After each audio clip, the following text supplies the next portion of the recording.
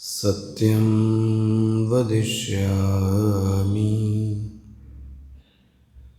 तन्मामवतु तद्वक्तारमवतु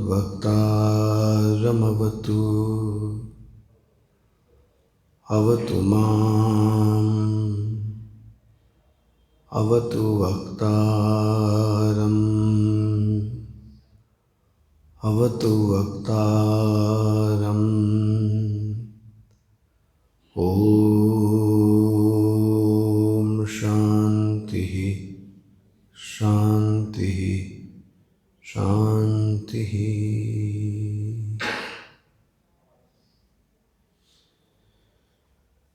श्रीराम जय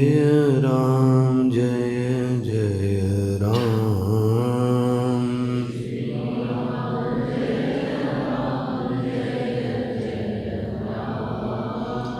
श्रीराम जय जय राम।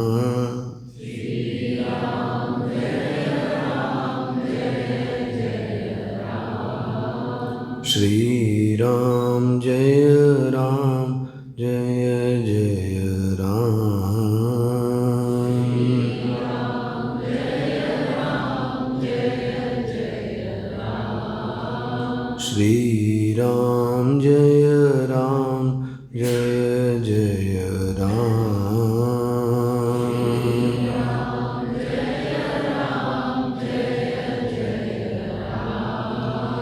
श्रीराम जय जय राम।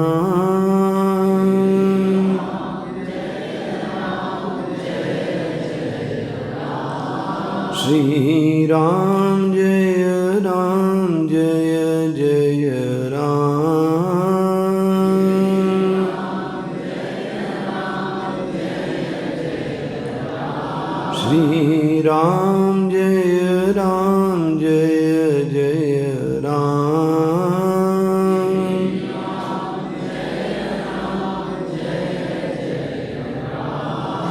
श्रीराम जय जय राम।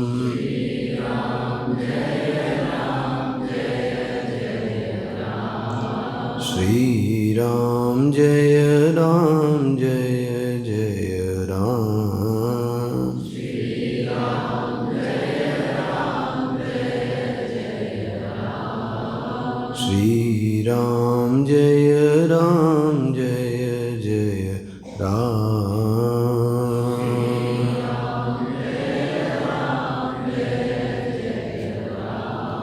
श्रीराम जय जय राम।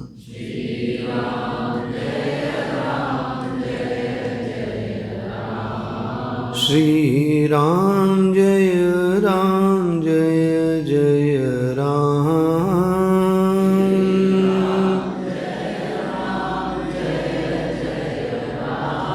श्रीराम जय जय राम।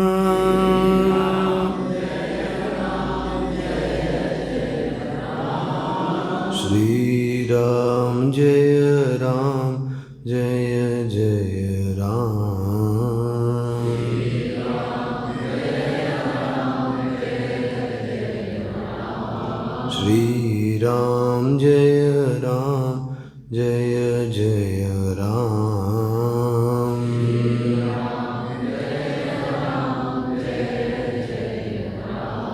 श्रीराम जय जय राम।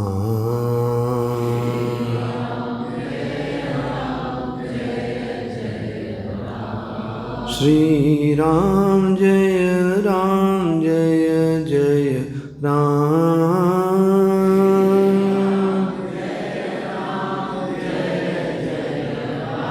श्रीराम जय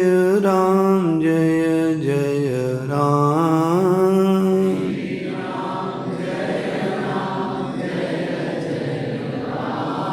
श्रीराम जय जय राम।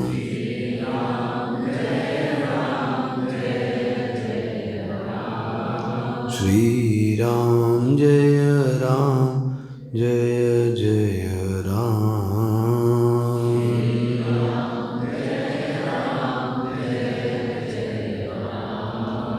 जय जय राम जय सिया राम जय राजा राम जय श्री राम।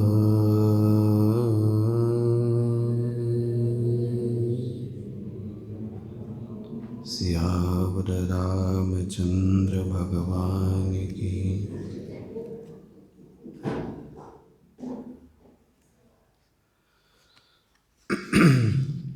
श्री राम चंदन कृपालु भज मन हरण भव भय दारुणम् नवकंज लोचन कंज मुख कर कंज पद कंजारुणम्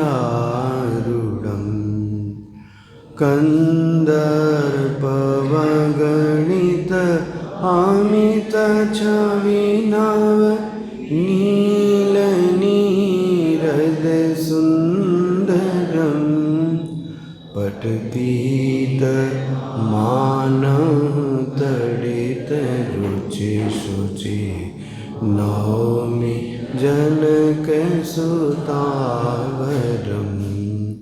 श्री राम श्री राम श्री राम श्री भजु दीन बंधु दिनेश दानव दैत्य वंश निकंदनं भजु दीन बंधु दिनेश दानव दैत्य वंश निकंदनं रघुनंद आनंद कंद कौशल चंद दशरथ नंदनम्। श्री राम श्री राम श्री राम श्री शिरमुकुट कुंडल तिलक चारु उदारुवंग विभूषणम्। शिरमुकुट कुंडल तिलक चारु उदारुवंग विभूषणम्। आजानु भुज शर चाप धर संग्राम जित खर दूषणम्। श्री राम श्री राम श्री राम श्री इति वदत तुलसीदास शंकर शेष मुनि मनरंजनम्। इति वदत तुलसीदास शंकर शेष मुनि मनरंजनम्। मम हृदय कंज निवास कुरु कामादि खल दल गंजनम्। श्री राम श्री राम श्री राम श्री राम श्री राम श्री राम।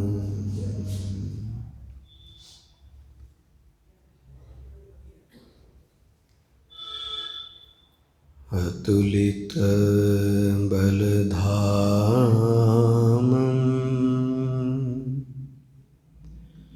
हेमशैलाभदेहम्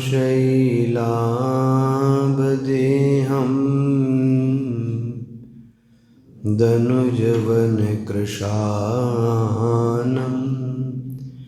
ज्ञानिनामग्रगण्यम्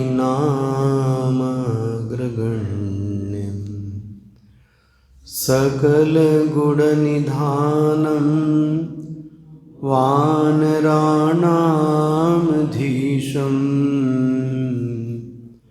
रघुपतिप्रियभक्तं वातजातं नमामि। रघुपतिप्रियभक्तं वातजातं नमामि। रघुपतिप्रियभक्तं वातजातं नमामि। सियावर रामचंद्र भगवान की, पवन सुत हनुमान की, बोलो भाई सब संतन की। उमापति महादेव की।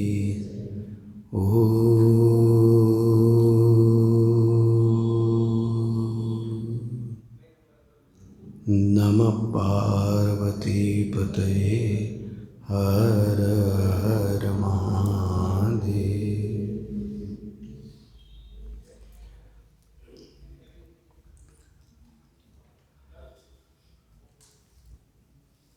हम लोग इस सत्र में अहिल्या प्रसंग देखने का प्रयास कर रहे हैं। भगवान अहिल्या के द्वार तक विश्वामित्र के जरिए के से होके आते हैं। इसलिए ऐसा संतों का मत होता है कि जरूरी है कि विश्वामित्र जी का जो यज्ञ प्रसंग है और अहिल्या, इन दोनों पर बातचीत होनी चाहिए। मैंने आपके सामने कल एक संक्षिप्त रूपरेखा तुलसीदास जी और रामचरितमानस की रखी कि मानस के जो रचनाकार हैं वो भगवान शिव हैं, और इस उत्तर भारत में रामचरितमानस ने अभी भी नैतिक मूल्यों को संभाल के रखा है। कई घरों के जीवन का जो आदर्श है वो कौन है? रामचरितमानस। तो कल हमारा जो प्रसंग था वो यहाँ तक पहुँच गया कि भगवान का जन्म हुआ, जैसा आपको पंकज जी ने सुनाया। भगवान का नामकरण संस्कार हुआ, चूड़ाकरण संस्कार हुआ। भगवान गुरुकुल में गए और गुरुकुल से पढ़कर गुरु गृह गए पढ़न रघुराई, अल्पकाल विद्या सब। और भगवान अब जब दशरथ जी के पास आते हैं तो दो लीलाएं हैं। एक तो भगवान तरुण हो चुके हैं, भगवान पर जवानी का रंग रूप दिखता है। उस समय भगवान ने आखेट करना प्रारंभ किया, और वो कल प्रसंग मैंने रखा आपके के सामने कि राजा को ये स्वीकृति प्रदान की जाती है कि वो जंगली जानवरों को मार सकता है शौर्य वृत्ति को बढ़ाने के लिए। दूसरा, भगवान और बड़े हो गए, थोड़ा मैच्योर्ड हो गए, तो अब भगवान राजा दशरथ के भी राज्य कार्यों को भी संभालने लगे, उनके साथ वो भी काम शेयर करने लगे। और इसी बीच एक घटना घटित हुई। देखिए क्या घटना है। ये 205 दोहे के बाद आप देखें, और निवेदन यही कि सभी लोग रामचरितमानस का गुटका जो छोटा सा है वो लेके आए तो ज़्यादा आसानी रहेगी। विश्वामित्र जी का आगमन हुआ। देखिए क्या बोलते हैं। विश्वामित्र। मिल गया सबको? और आप गुनगुना सकते हैं तो गुनगुनाइए, और आपको पढ़ाने के लिए दोबारा एक बार फिर से गा देंगे तो आप अपनी धुन में गाइएगा। मैं अभी गुनगुनाने के लिए गुनगुनाता हूँ, शौक है मानस में। विश्वामित्र महामुनि ज्ञानी, बसहि विपिन शुभ आश्रम जानी। जहाँ जप यज्ञ जोग मुनि करहीं, अति मारीच सुबाबोहि डरहीं। देखत यज्ञ निशाचर धावहीं, करहीं उपद्रव मुनि दुख पावहीं। गाधी तनय मन चिंता व्यापी, हरि बिनु मरहि न निशिचर पापी। तब मुनिवर मन कीन्ह विचारा, प्रभु अवतरेहु हरन महि भागा। एहुँ मिस देखहूँ, एहुँ मिस देखहूँ, चंद गड़बड़, करि विनतिया नौ दो भाई। ज्ञान विराग सकल गुण अयना, सो प्रभु में देखब भय। विश्वामित्र महामुनि ज्ञानी, बसहि विपिन शुभ आश्रम जानी। विश्वामित्र जी का आगमन हुआ है, और तुलसीदास जी ऐसा परिचय बहुत कम लोगों का कराते हैं। ध्यान से देखो, आप शरीर का परिचय नहीं दिया, जाति का भी परिचय नहीं दिया, रंग रूप का भी परिचय नहीं दिया। परिचय ये है, क्या परिचय है? विश्वामित्र महामुनि ज्ञानी। कहाँ रहते हैं? एड्रेस क्या है? वसहीं विपिन शुभ आश्रम जानी। महाराज, मैं इन पर थोड़ा समय लूँ आपके लिए। त्रेता युग में यदि कोई तेजस्वी पुरुष हुआ तो उनका नाम था विश्वामित्र। महातेजस्वी ऋषि थे कौन? विश्वामित्र जी। अच्छा, एक ये भी जानना, इनका जो साधना काल रहा वो विवादास्पद रहा, कंट्रोवर्शियल, वो भी दिखाऊंगा आपको, और वो साधक की निशानी है, ध्यान रखना। विश्वामित्र जी का जो साधना काल था, साधना का जो समय था, वो विवादास्पद रहा, हाँ जी। लेकिन जो सिद्धि का समय था, ओ हो, वो सुखदायी रहा और बहुत उच्च स्तर तक जाके पहुंचे। कौन? विश्वामित्र जी। क्या है इनके बीच में? ये विवादास्पद बोले, आपने क्यों बोल दिया विश्वामित्र जी के लिए? तो मैं संक्षेप में आपको क्या बोलते हैं, फ्लैशबैक में लेके जाता हूँ, पीछे लेके जाता हूँ। क्यों विवादास्पद रहा?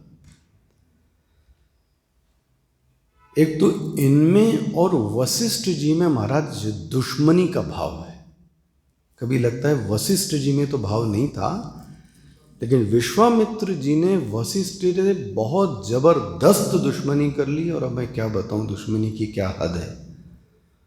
बोले महाराज, ये साधु होकर भी दुश्मनी करते हैं, और आप बोलते हैं महामुनि, आप बोलते हैं ज्ञानी। यही सफर है। कैसे हुआ विवाद, जरा विवाद में जाइए। विश्वामित्र क्षत्रिय है, क्षत्रिय है। अब क्षत्रिय में लक्षण क्या होता है पता है आपको? बुरा मत मानना कोई बैठा हो, तीनों को गिनाते हैं। तीन में तो आप चारों में कोई होंगे ही होंगे। ब्राह्मण की पहचान ये महाराज, वो भी स्वाभिमानी होता है, लेकिन वो विद्या का और उपासना का और धर्म का दीवाना है। दान लेता भी है और दान देता भी है। कौन? ब्राह्मण। लेकिन हाँ, वो भी अगर उस पर भी कुछ गलत बोला तो वो आपको छोड़ेगा नहीं, लेकिन ज़्यादातर वो क्षमावान होता है, क्षमा कर देता है, बहुत जल्दी क्षमा करता है। मैंने तो ऐसा भी सुना साधु लोगों से, ब्राह्मण को तो भोजन करा दो, दक्षिणा दे दो, प्रणाम कर लो, महाराज वो सब भूल जाता है। भोजन करा दो, दक्षिणा दे दो, उससे माफ़ी मांग लो, सब ब्राह्मण भूल जाएगा। लेकिन जो क्षत्रिय है वो भूलता नहीं। इसके साथ ये महाराज, ये अपना बदला जरूर लेके रहता है और महास्वाभिमानी व्यक्ति है। धन को बोलता है जाए तो जाए, भाड़ में जाए धन, आग लगा दो, लेकिन मैं अपना अपमान नहीं सहूंगा। ये कौन है? क्षत्रिय। अच्छा, वैश्य का क्या लक्षण?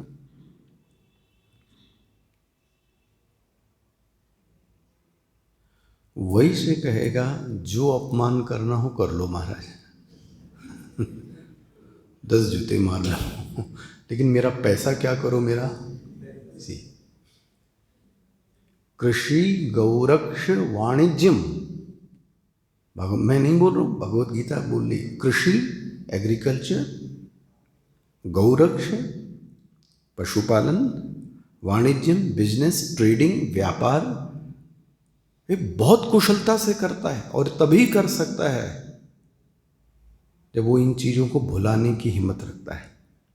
और वो कहता है सिर्फ मेरा पैसा चाहिए, आपको गाली देना है गाली दीजिए, 10 जूते मारने हो मार लो, लेकिन उसके बाद मुझे क्या चाहिए? मेरा पैसा। सी अब ये जो थे ये स्वभाव से ही क्या थे महाराज? ये क्षत्रिय थे।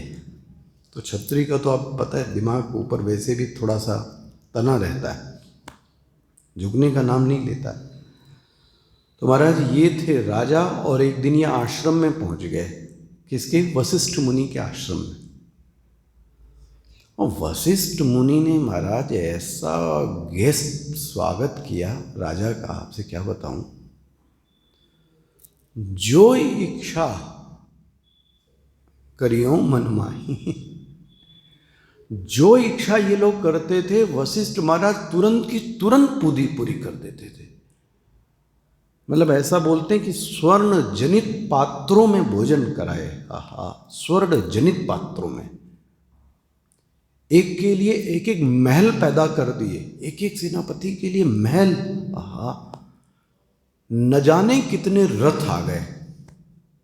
विश्वामित्र जी को लगा कि एक साधु जटाजूट पहने, दंडक मंडल लिए, छोटा सा आश्रम, ये व्यक्ति मेरा ऐसा स्वागत कैसे कर सकता है?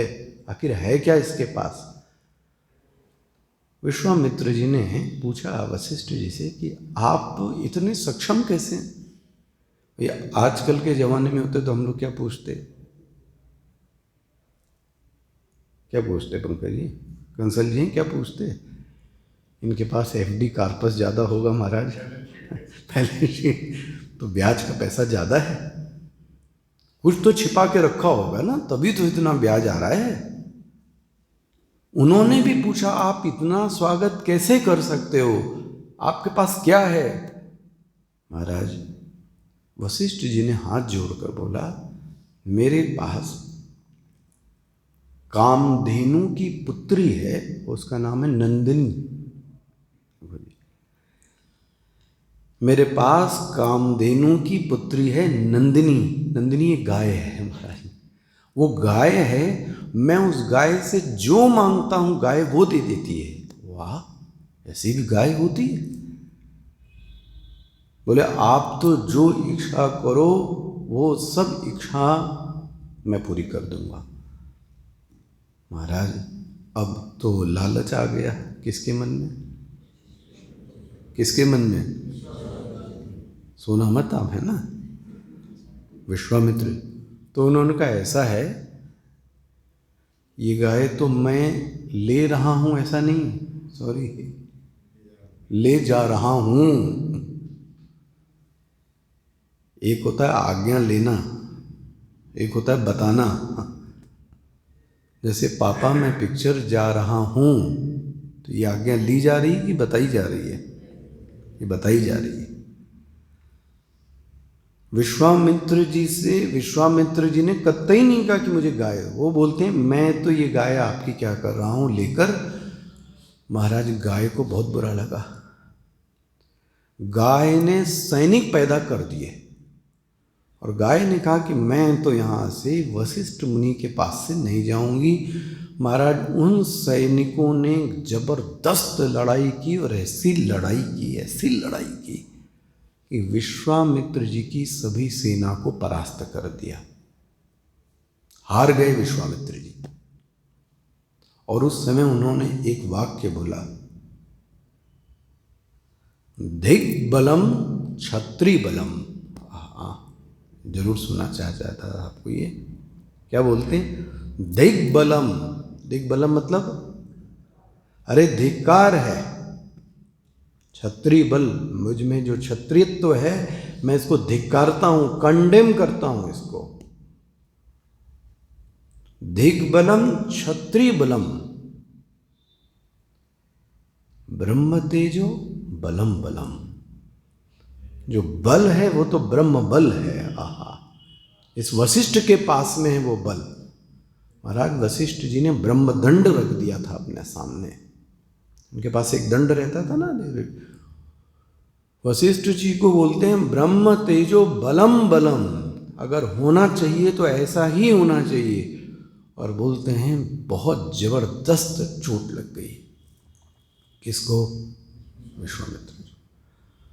विश्वामित्र जी ने कहा आज से मैं शपथ लेता हूं कि मैं वशिष्ठ से आगे जाके दिखाऊंगा और मैं वशिष्ठ को दबा के रहूंगा।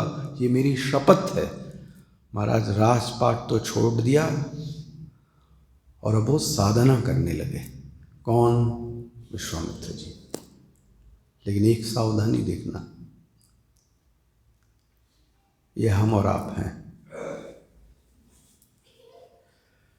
विश्वामित्र जी की साधना का जो इंटेंशन है वो गलत है। साधना ठीक है,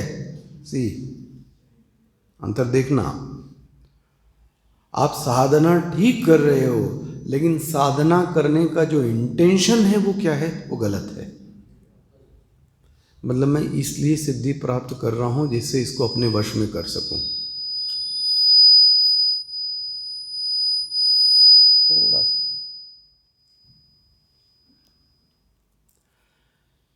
मैं इसलिए सिद्धि प्राप्त कर रहा हूं जिससे कि इसको अपने वश में कर सकूं। ये क्या बात है? ये कौन सी सिद्धि हुई?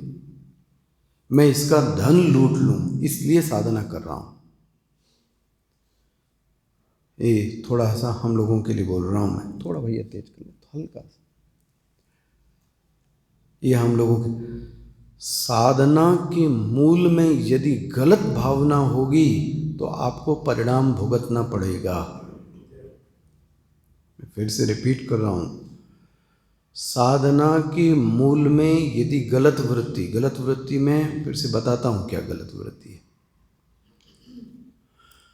विश्वामित्र जी के साधना के मूल में द्वेष है। हमारे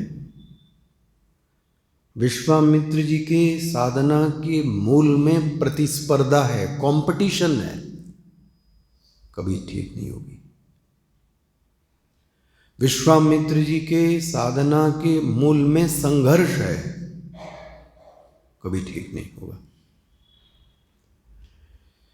इसलिए विश्वामित्र जी को बहुत कुछ सहना पड़ा, आपसे बताऊं, बहुत सहना पड़ा।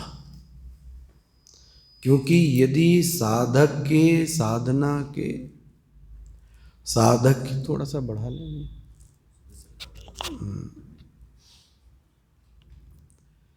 यदि साधक के साधना के मूल में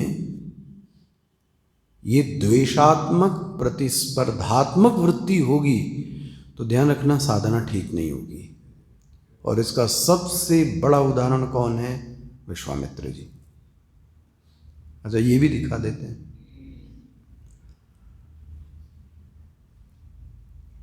साधना में होना क्या चाहिए? शांति। ध्यान करते हुए जो चित्र है वो कैसा होना चाहिए? शांत होना चाहिए। लेकिन विश्वामित्र जी जब साधना कर रहे थे, चित्र उग्र है, आहा, जबरदस्त उग्र है। ऐसे साधक का उत्थान भी होगा, नहीं कह रहा हूं क्योंकि साधना कर रहा है ना, लेकिन पतन भी होगा। क्योंकि इसके चित्त में क्या है? द्वेष की वृत्ति। इसके चित्त में क्या है? प्रतिस्पर्धा, कंपटीशन। जहां साधना है, इन दोनों को कंपेयर कीजिएगा, जहां साधना है वहां वैर भाव कम होने लगता है। थोड़ा सा अपने ऊपर लाइएगा। यदि हम लोग भी साधना कर रहे हैं तो वैर भाव को थोड़ा क्या होना चाहिए? कम। चित्त में क्या बढ़नी चाहिए? शांति।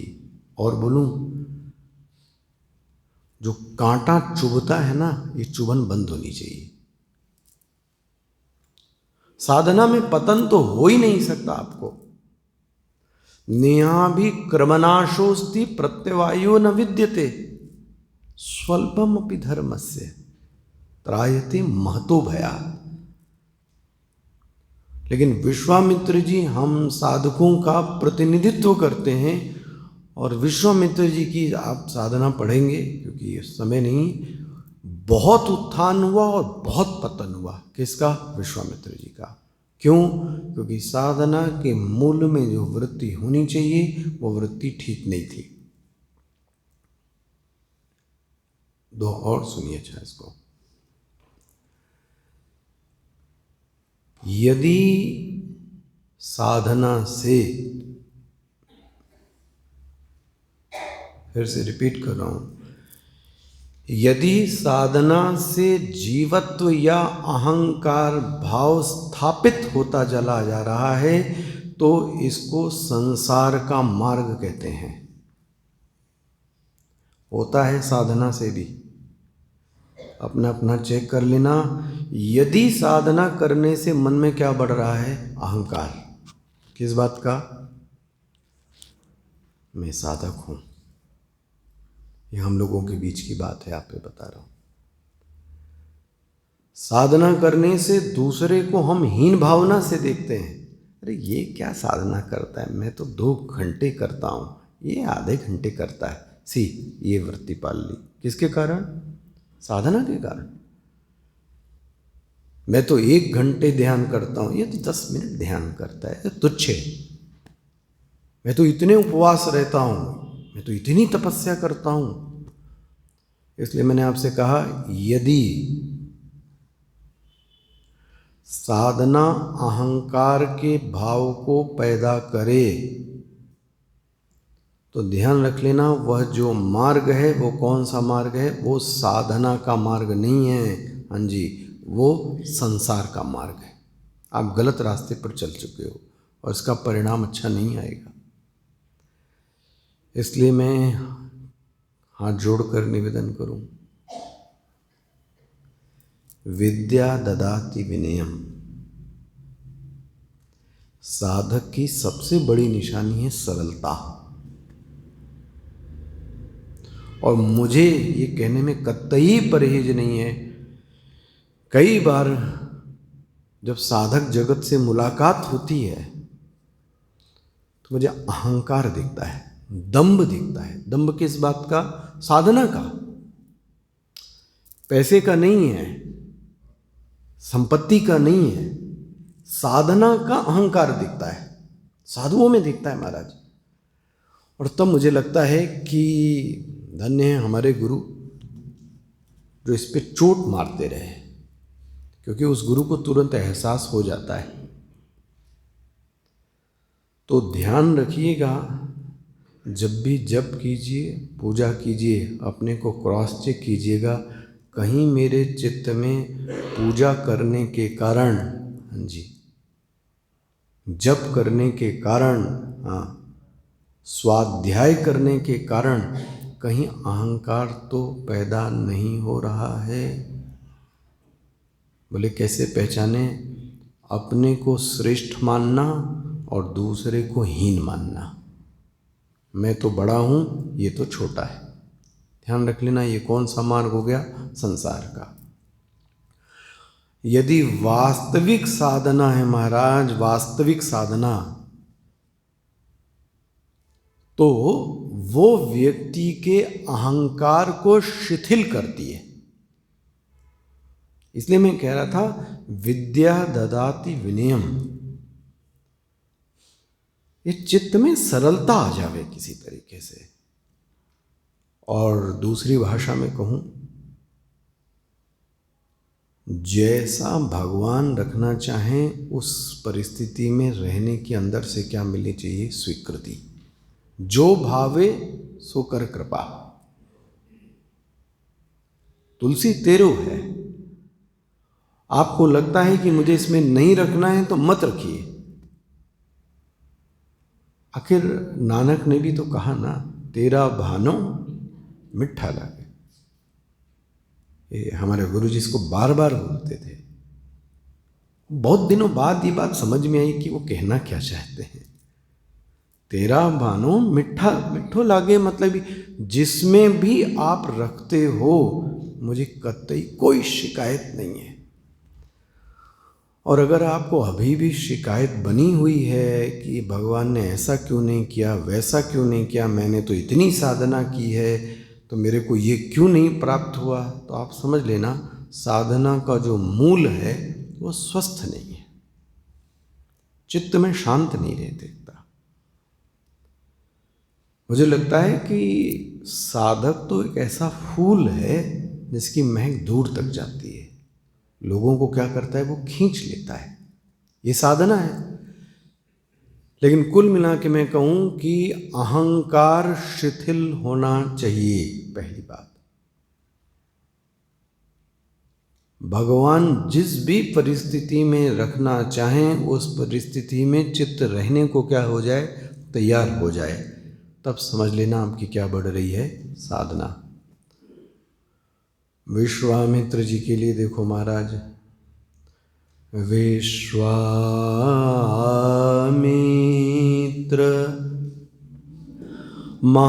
महामुनि ज्ञानी, वसहि विपिन शुभ आश्रम जानी। एक विश्वामित्र जी का ये रूप था कि महाअभिमानी थे, प्रतिस्पर्धा कर रहे थे, लेकिन ध्यान रखना यही विश्वामित्र जी हैं जिनके पैर राम जी दबाते हैं सिर। ऐसा भी हो सकता है। मुझे तो एक और बात मिली, वो आपके सामने शेयर करूं कि साधक का पतन भी होता है तो साधक का उत्थान भी होता है। कभी निराश नहीं होना चाहिए। ये तो विश्वामित्र जी के चरित्र से स्पष्ट दिखता है। विश्वामित्र जी ऐसा प्रतिस्पर्धी, द्वंद्वी, द्वेषी और ऐसे व्यक्ति के पैर कौन दबा रहा है? भगवान दबाते हैं। और दबाते ही नहीं, भगवान उनसे डरते हैं। क्या डरते हैं? ऐसा नियम है कि गुरु के जागने के पहले शिष्य को क्या होना चाहिए? जाग जाना चाहिए। ऐसा आचार संहिता है। गुरु के उठने के पहले शिष्य को उठ जाना चाहिए, यही नहीं, गुरु के सोने के पहले आप सो नहीं सकते। यह आचार संहिता है। भगवान राम जब पुष्प लेके आते हैं तो डरते हैं, किस बात से पता है? कहीं देर तो नहीं हो गई, कहीं गुस्सा तो नहीं गए। एक दिन आप पढ़ेंगे आगे, अयोध्या से जब आश्रम में रह रहे थे विश्वामित्र जी के, मिथिला पास में थी, तो मिथिला जब चले गए तो डर हुआ, क्योंकि संध्या हो गई थी, और डर हुआ कि कहीं गुरु जी डांट के आज बाहर ना निकाल दें, क्योंकि आज हम लोग कहाँ आ रहे हैं? लेट आ रहे हैं।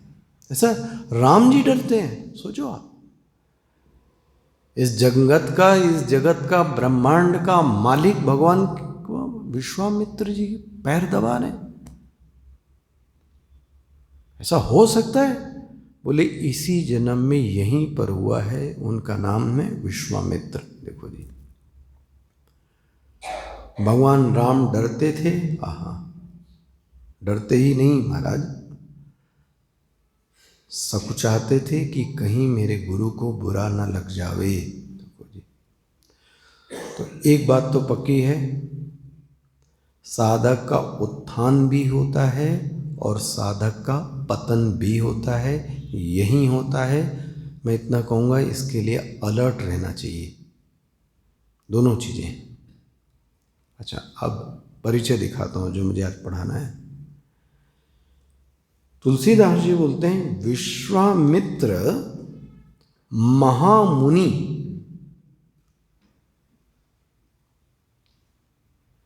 मुनियों में भी एक उपाधि कौन सी हो गई? महामुनि। भाई मुनि किसको कहेंगे?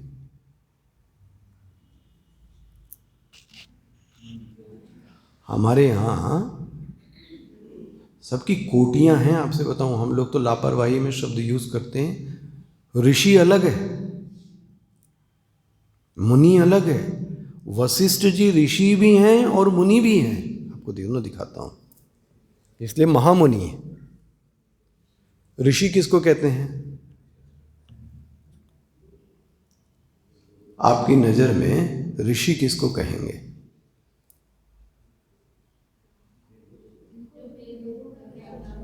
हाँ, तो वेदों को ज्ञाता तो हम लोग भी कोई कम थोड़ी ना। हाँ, हमें भी पहले लगता था उसने जूड़ा बांध रखा हो, लंबी लंबी दाढ़ी होनी चाहिए, दंड कमंडल होना चाहिए, लंबी सी रुद्राक्ष की माला पहने होना चाहिए, उसकी भौएं एकदम तिरछी होनी चाहिए। वो कौन है व्यक्ति? ये सब मीडिया का दिखाया हुआ है आपको। आपके शास्त्र में ये कहा गया महाराज, ऋषयः मंत्र दृष्टारः। सीखिएगा, यही ऋषि है, इसके अलावा कोई नहीं। जो मंत्र का दृष्टा है वो ऋषि है। मंत्र का दृष्टा मतलब, मंत्र का दृष्टा मतलब क्या हुआ? पकड़ में है ये क्या कहा गया? जैसे कि थोड़ा सा समय ले लेता हूं,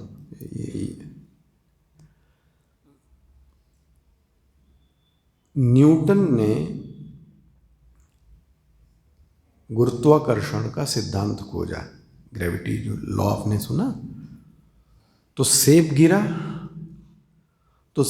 गिरा तो पृथ्वी की ओर ही क्यों गिरा? तो उसने ये बताया कि एक लॉ काम कर रहा है, वो कौन सा है? ग्रेविटी। मेरा एक बात बताइए, न्यूटन के पहले सेब नहीं गिरा था क्या? बोलिए ना। तो इसका मतलब वो लॉ पहले भी, तो न्यूटन ने क्या किया? सेब तो हम लोगों के सामने भी गिरता है, हम तो खा जाते हैं। न्यूटन ने क्या किया ऐसा? सेब तो पहले भी गिरता था, क्योंकि न्यूटन ने उस सेब गिरने के नियम को देखा जो पहले से एग्जिस्ट करता था। न्यूटन ने उस एग्जिस्ट लॉ को क्या कर लिया, देख लिया। इसको बोलते हैं दृष्टारह। आर्किमिडीज ने क्या किया, आर्किमिडीज ने कोई सिद्धांत बनाया नहीं, पहले से बने हुए सिद्धांत को सिर्फ क्या किया, उसने देखा, पहचान लिया, स्टेब्लिश रिलेशन को उसने देख लिया। जो इस स्टेब्लिश रिलेशन को देख लेता है, दैट पर्सन नेम इज ऋषि। आप न्यूटन को कह सकते हैं, वो कौन था, वो ऋषि था। इसी तरीके से वेद के मंत्रों को किसी ने लिखा नहीं है। सावधानी से कह रहा हूं, जब आप कठोपनिषद पढ़ते हो, ईशावास्य उपनिषद पढ़ते हैं, तो ध्यान रखिए, वो जो मंत्र है वो किसी ने लिखा नहीं है। फिर वो मंत्र थे कहाँ, इसी वातावरण में। एक ऋषि ने उसको क्या कर लिया, देख लिया, और देख के क्या कर दिया, लिख दिया। उदाहरण दे रहा हूं, गायत्री मंत्र। गायत्री मंत्र ऐसे तैर रहा था, दुनिया को नहीं पता था गायत्री मंत्र, लेकिन जब विश्वामित्र जी ने ध्यान करके देखा तो विश्वामित्र जी को दिख गया ओम भूर्भुवः स्वः, पूरा मंत्र दिख गया। किसको दिखा, इसलिए विश्वामित्र जी क्या हुए, बन गया। अच्छा, महामृत्युंजय मंत्र किसने देखा, किसने देखा, ना ना ना ना ना, मार्कंडेय ऋषि जी, पढ़िएगा, उनकी भी बड़ी अच्छी कहानी। मार्कंडेय ऋषि ने महामृत्युंजय मंत्र देख लिया। तो आज आप पढ़ते हैं त्र्यंबकम यजामहे, वो पहले से था, ऐसा नहीं है कि मार्कंडेय ऋषि ने बनाया। गायत्री मंत्र विश्वामित्र ने बनाया, लेकिन ये ध्यान रखना, उस नियम को देखने वाले जो पुरुष थे वो थे विश्वामित्र। और इसलिए कहा जाता है गायत्री में इतनी ताकत है महाराज, इतनी ताकत है, जो करते हैं वो जानते होंगे। आप लोगों को भी संध्या सिखाई होगी, उसमें अब तो हम लोग कर नहीं पा सकते, उसमें एक पाप विमोचन होता है जो बहुत इंटरेस्टिंग होता है। उसमें कहा जाता है कि ऐसे मंत्र को बोलकर आंख बंद करके कि मैंने जितने पाप किए हैं वो इस हाथ के जल में आ गए हैं, और वो जल, हाँ जी, किसी पेड़ पर छिड़क दिया तो वो पेड़ का सत्यानाश हो जाएगा। जिस आदमी का पैर भी पड़ गया उसका भी सत्यानाश। उसको ऐसी जगह डालते हैं जहाँ किसी का पैर, जहाँ किसी का स्पर्श, इतनी शक्ति है, अभी भी है महाराज। अगर उस ब्रह्म तेज के कारण व्यक्ति के शरीर की जो ऊष्मा होती है ना, वो गर्म होती है। अब ये बात स्टेज पे नहीं बोलनी चाहिए, हालांकि मुझे एक साधु ने मुझे कभी बताया कि जब बहुत फोड़े फुंसी दाने निकले हैं तो एक कारण तो डर्मेटोलॉजिस्ट के पास जाना चाहिए, वो भी बात सही है, लेकिन एक कारण उसने बहुत सही बताया कि साधना के कारण आपका शरीर क्या हो जाता है, गर्म हो जाता है, और वो जो एनर्जी है जब वो शरीर झेल नहीं पाता तो किस रूप में आ जाता है पता है, फिर ब्लिस्टर के रूप में। जब शरीर उस ऊर्जा को झेलने में असमर्थ होने लगता है, टाइम लगता है उसको एडजस्ट होने में, ऊष्मा को, तो कभी कभी शरीर पे ऐसी कुछ चीज़ें दिखाई दे सकती हैं। इसका मतलब ये नहीं है कि तुम डॉक्टर के पास जाओ। तो मैंने कहा फिर क्या करना चाहिए, बोले फिर शरीर को शीत करना चाहिए। शीत करना चाहिए मैंने तो ऐसी चीज़ें नहीं पीनी चाहिए जैसे चाय, जैसे गर्म पानी। तो उसने बोला छाछ पियो, पानी पीना, ऐसे शरीर को क्या करो, शीत करो, क्योंकि शरीर में क्या बढ़ गई है, ऊष्मा। ये किसके कारण? किसके कारण? गायत्री मंत्र के कारण। मैं इसलिए बता रहा हूं। कभी और गायत्री के बारे में तो आप ब्रह्मचारिणी जी से सुनिएगा। उसको महाराज श्राप दे दिया गया है गायत्री को, क्योंकि वो संभाले नहीं संभलती है। विश्वामित्र जी, वशिष्ठ ने श्राप दिया है गायत्री को, क्योंकि फुल एनर्जी आ जाएगी तो आप मर जाओगे, संभाले नहीं संभाल पाओगे। इसलिए थोड़ा कीलित करना पड़ता है इसको, और फिर थोड़ी सी ऊर्जा मिलती है, तब गायत्री। हम लोग तो बहुत सौभाग्यशाली रहे। हमारे यहाँ तो गुरु जी ने हम लोगों को खुद सिखाई थी। हमारे सुबोधन पात्र दिया बेचारों ने, और वो हनुमान ब्लॉक के ऊपर ले जाके हम लोगों को सिखाया। और ब्राह्मण होने मेरा तो खैर रुचि थी, कोशिश की मैंने त्रिकाल संध्या की। वो थोड़ा डिफिकल्ट है, लेकिन महाराज उसका आनंद अलग है। पर मैं आपसे क्या कहना चाहता था, ऋषि वो है जो मंत्र का दृष्टा है। अच्छा, मुनि कौन है?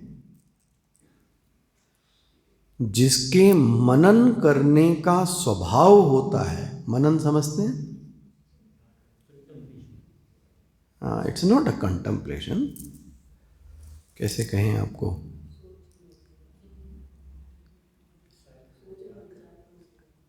जैसे गाय को चारा खिला दिया, हाँ, तो गाय जब चारा खा लेती तो फिर क्या करती है?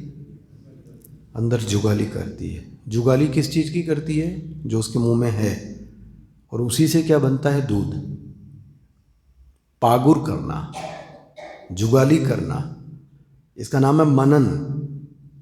जो साधक गुरु से श्रवण कर लेता है, गुरु से सुनने के बाद अंदर ही अंदर वो इन विषयों पे जब सोचता है, इस प्रक्रिया को क्या बोलते हैं? मनन। हमें क्लियर? जिसका सदैव सोचने का स्वभाव है, मननशीला स्वभाव है यस्य, उस व्यक्ति का नाम क्या पड़ गया? मुनि। विश्वामित्र जी कैसे थे? विश्वामित्र महामुनि ज्ञानी। अच्छा, मनन का फल क्या होना चाहिए? मनन का फल है कि वो ज्ञान के में परिवर्तित होना चाहिए। अगर मनन मनन ही बना रहा तो फिर किसी काम का नहीं है। मनन की निष्पत्ति, मनन समाप्त किस में होना चाहिए? एक ज्ञान के रूप में। इसलिए महामुनि के आगे शब्द क्या लिखा है? ज्ञानी। वो मनन करने का स्वभाव भी था, और मनन ने उनको क्या बना दिया? ज्ञानी बनाया। इसलिए विश्वामित्र जी का परिचय क्या हुआ? विश्वामित्र महामुनि ज्ञानी, बसहि विपिन शुभ आश्रम जान। एक शुभ जगह उनका आश्रम था। आश्रम भी कहाँ होना चाहिए, ये भी अपनी बड़ी चीज है। लेकिन वो आश्रम कहाँ था? बसहि विपिन। विपिन मतलब जंगल। और उस जंगल में एक शुभ जगह उनका क्या था? आश्रम था। किसका? किसका? विश्वामित्र। अच्छा, अब हम लोगों के आश्रम भी कोई आवे तो आप भी उससे, वो जो बाहर का आगंतुक आता है वो आपसे क्या पूछता है पता है? आश्रम में क्या एक्टिविटी होती है? यही पूछता है ना। आश्रम में क्या एक्टिविटी होती है? कि आश्रम ही बना के रखा है आपने, सिर्फ कुछ होता ही कि नहीं होता यहाँ पे? तो आप फिर बताते हैं कि यहाँ हम हवन भी करते हैं, हम बच्चों को पढ़ाते भी हैं, हम दान भी करते हैं, पूजा भी करते हैं, प्रवचन भी करते हैं, ऐसी बहुत सारी चीज़ें बताते हैं। विश्वामित्र जी के आश्रम में भी क्या क्या होता था? ये तुलसीदास जी बता रहे हैं। आप देखो क्या बोलते हैं? जह जप यज्ञ जोग मुनि करहीं, अति मारीच सुबाहुहि डरहि। एक बात जरूर बोलूँगा, हमारे गुरुजी इस पर बहुत जोर देते थे, उनको भी किसी और ने बोला था।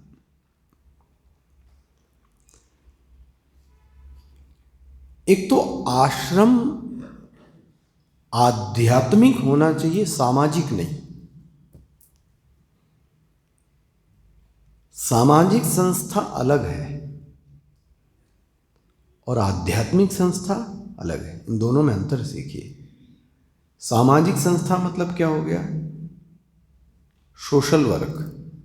और आध्यात्मिक संस्था मतलब क्या हो गई? Spiritual organization. दोनों में अंतर है, इसलिए इनमें अंतर सीखिए। हम बहुत कुछ करते हैं,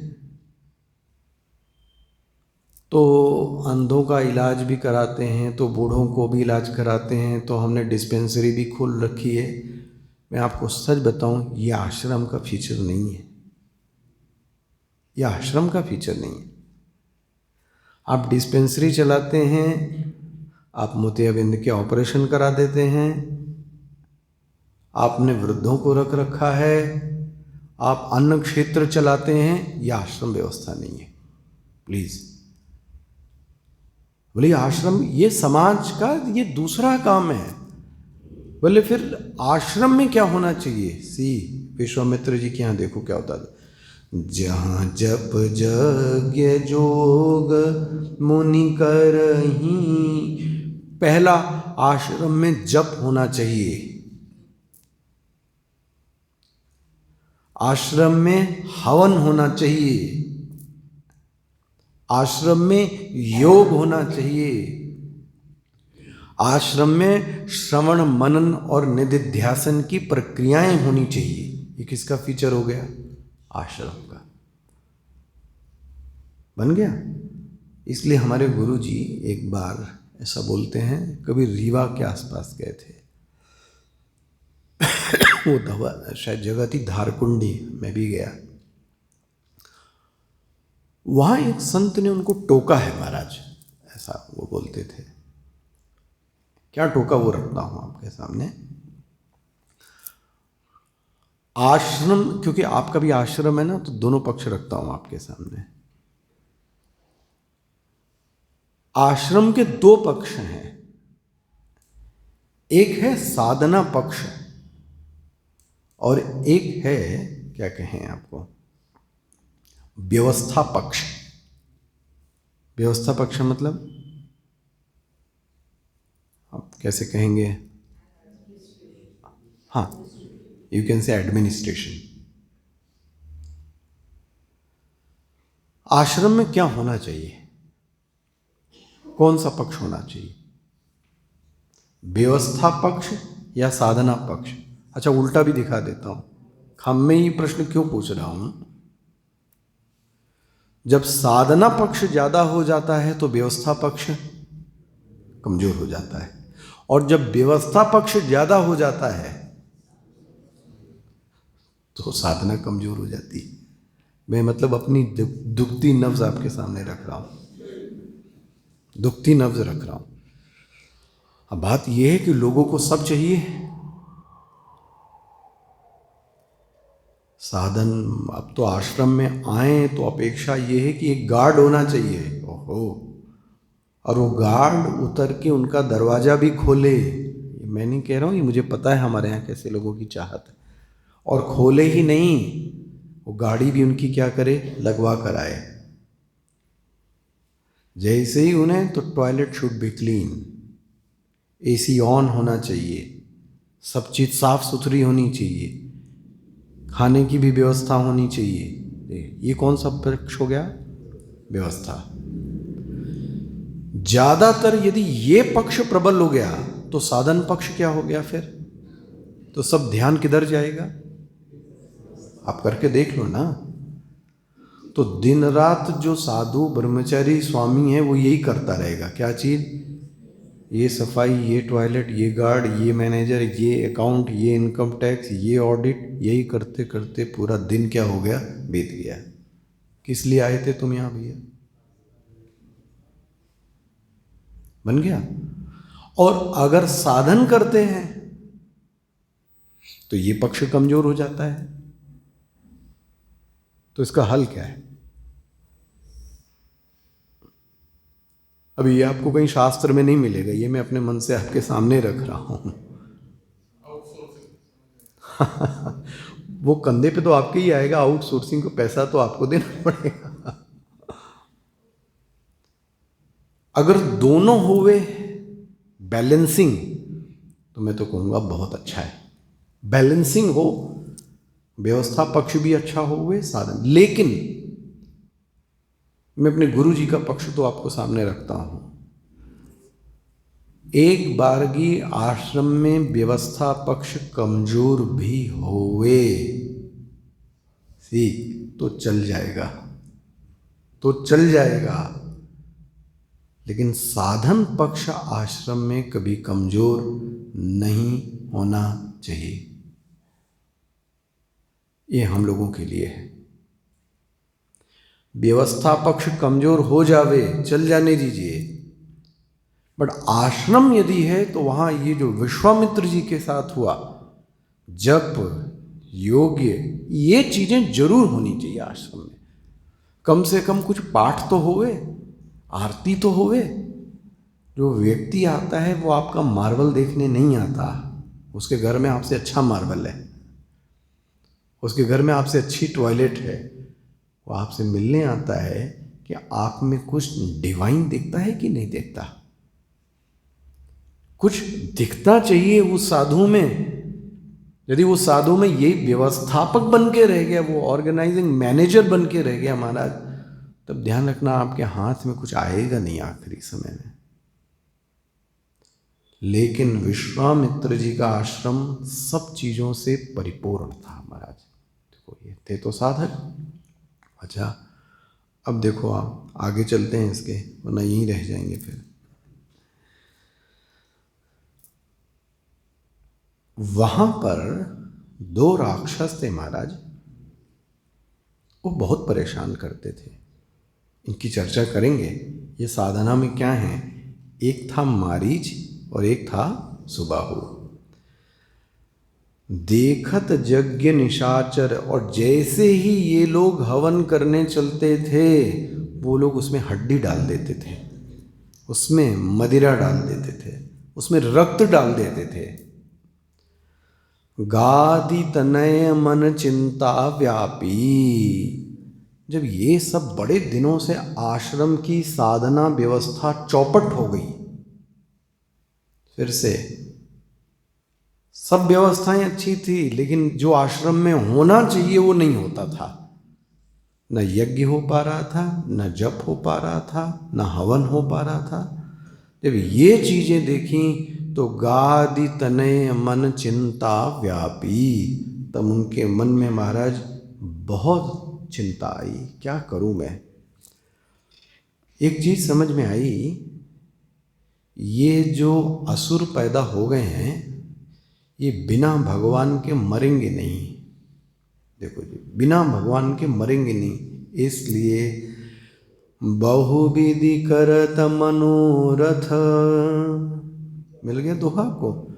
जात लागी नहीं बार, करी मज्जन सरऊ जल, गए भूप दरबार। महाराज इनके मन में, ये शब्द देखिएगा, इस पर ध्यान दिलाना चाहता था। मनोरथ, मनोरथ मतलब, मनोरथ मतलब इच्छा। एक बात तो ये ध्यान रखिए, साधक के मन में इच्छा आना कोई बहुत अच्छा संकेत नहीं है, बहुत अच्छा संकेत नहीं,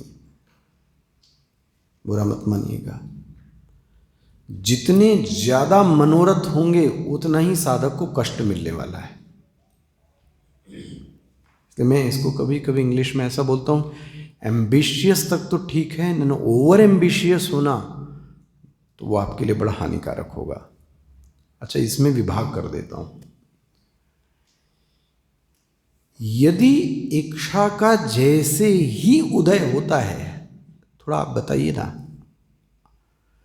मन में किसी डिजायर के आते ही होता क्या है? क्या हुआ? आपके साथ हुआ कि नहीं कभी? अरे महाराज, डेली होता है। मुझे लगता है जैसे ही डिजायर आई, उसने पहला काम किया, हमारे मन की शांति को क्या किया? भंग किया। ले, शांति गई किसके आने से? इच्छा के आने से। ये सटल है, जरा देखिएगा। ध्यान की जो समस्या है वो यही है हमारी, कि कोई इच्छा का उदय हुआ और उस इच्छा ने, हाँ जी, हमारे मन को चंचल कर दिया। Now I am feeling disturb. यही नहीं, अब मेरी जो ऊर्जा जा रही थी ऊपर की ओर, अब वो ऊर्जा कहाँ बहने लगी? नीचे की ओर। तो क्या होने लगा? ऊर्जा का क्षय। सी, किसके कारण हो रहा है? सिर्फ एक इच्छा। और आप सुन रहे हैं तो आपको और सुना देता हूं, गीता का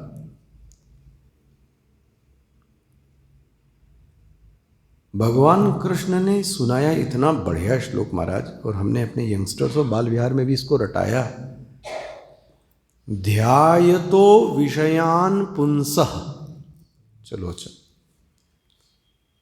ये श्लोक तो याद हो गया होगा ना विपिन जी?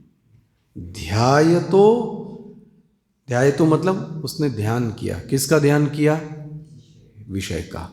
कोई विषय उसके मन में टपका। तो now the what is the second step? Next step, संगस्तेषुपजायते। अब उससे मेरा क्या हो गया? संग। तेरा याद रखना, पूछूंगा आपसे। पहला हुआ डिजायर, डिजायर का नेक्स्ट स्टेप क्या हो गया? संग। संग मतलब आप मुझसे अटैच हो गए। अभी तक तो इच्छा थी, अब इच्छा क्या हो गई? मुझसे अटैच हो गई। जैसे कि एक एडवर्टीजमेंट देखा मैंने रोड पर। पहले तो देखा,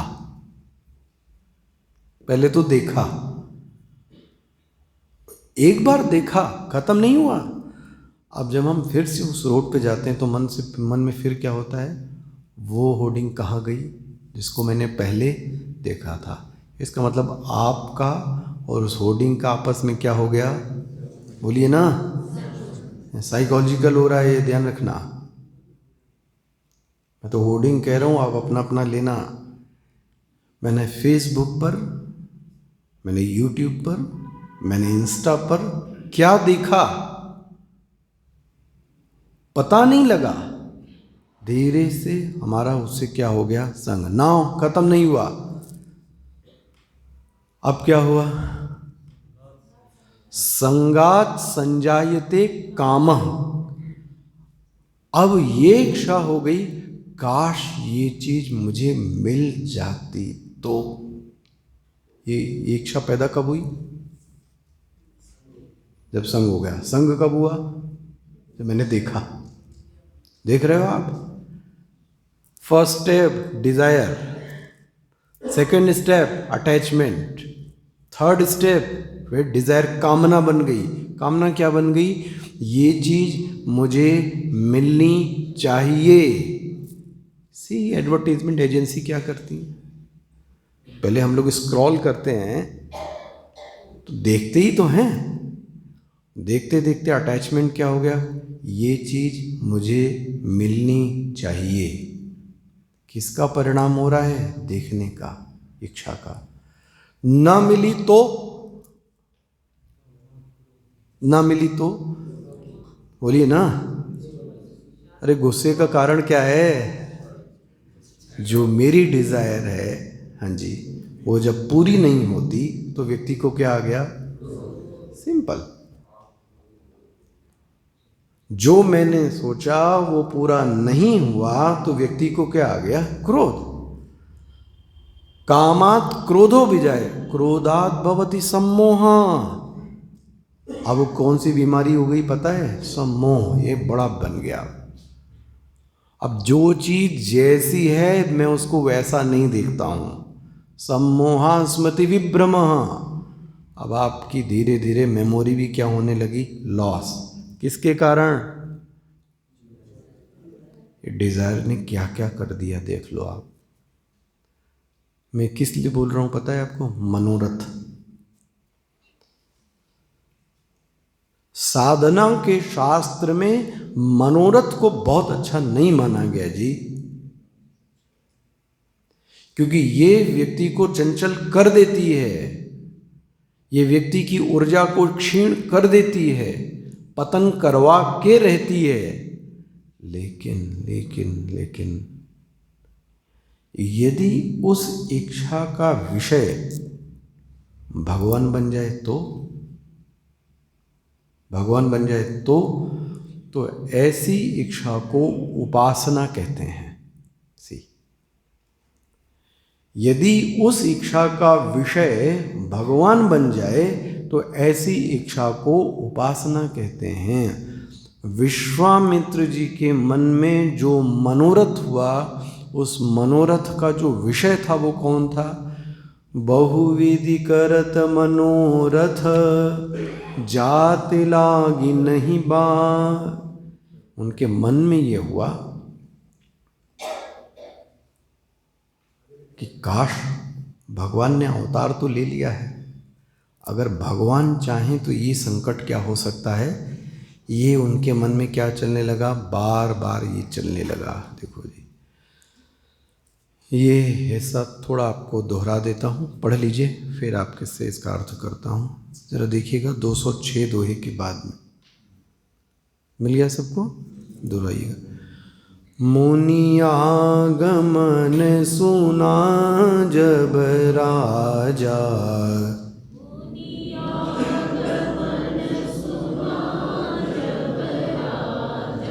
मिलन गयों लई विप्र समाजा।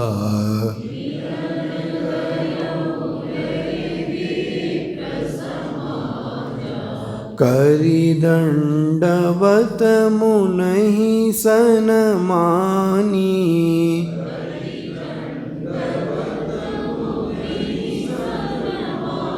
निज वासन बैठारे नियानी।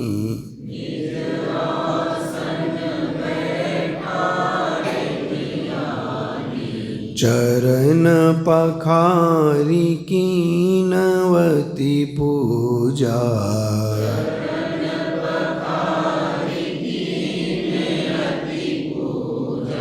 मौसम वाजु धन्य नहीं दूजा।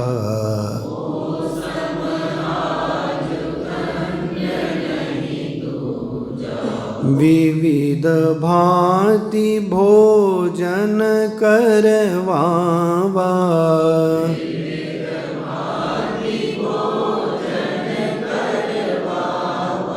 मुनि बर हृदय हर्षवती पावा।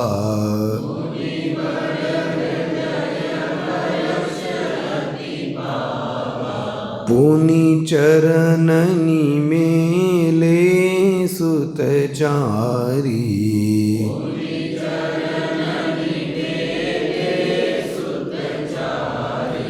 राम देखी मुनि देह बिसारी।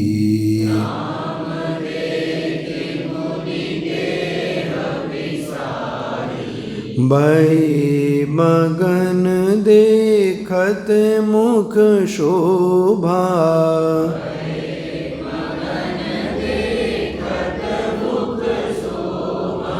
जनु चकोर पूरन शशिलोभा।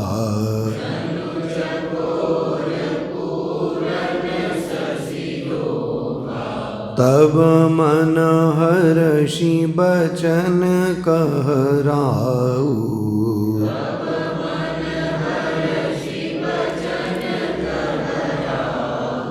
मुनियस कृपान कीनहु काऊ।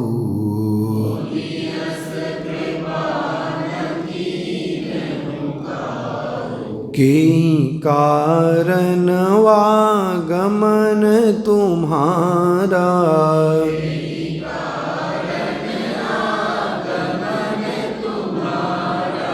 कहूँ सुकरतन लावहूँ बारा।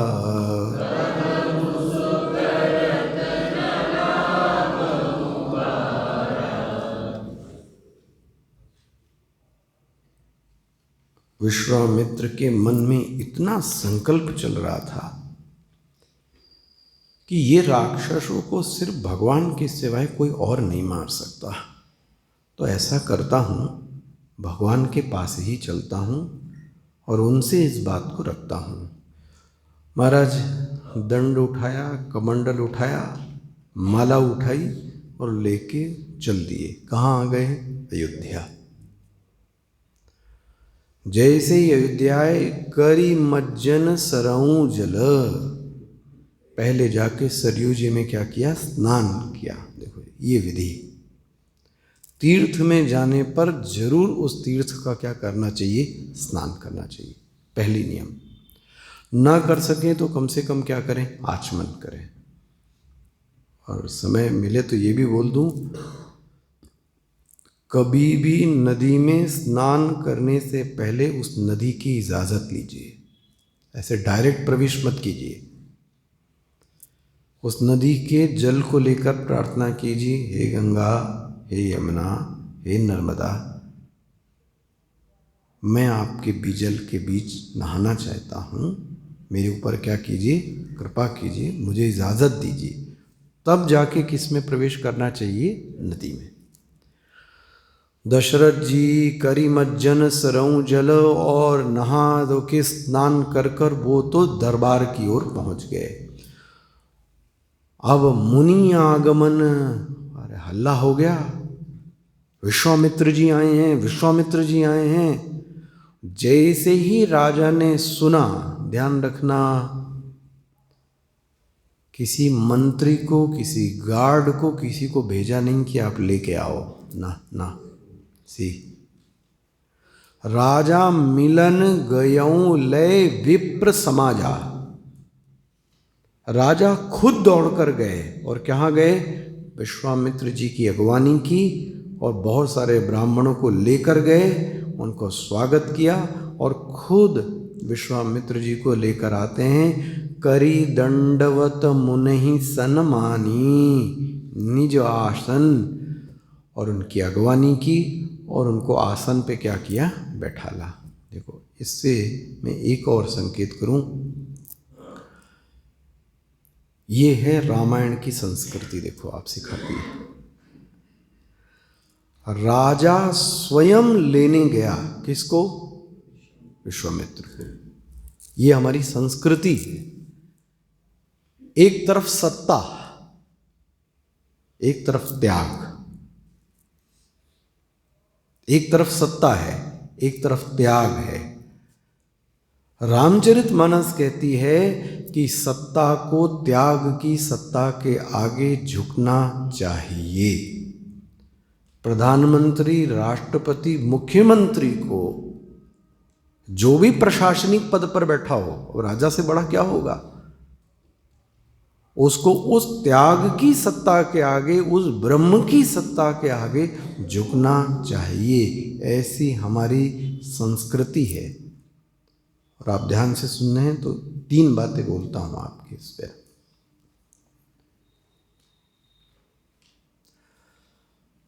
हमारी संस्कृति के 3 अंग हैं। ये सुन के समाप्त करता हूं, इसको पहचानिएगा। ये रामचरितमानस के यही सिद्धांत हैं जो अब लुप्त हो गए। पहली संस्कृति है हमारी प्रणामी संस्कृति। प्रणामी संस्कृति मतलब जब भी हम एक दूसरे से मिलते हैं तो हम एक दूसरे को पहले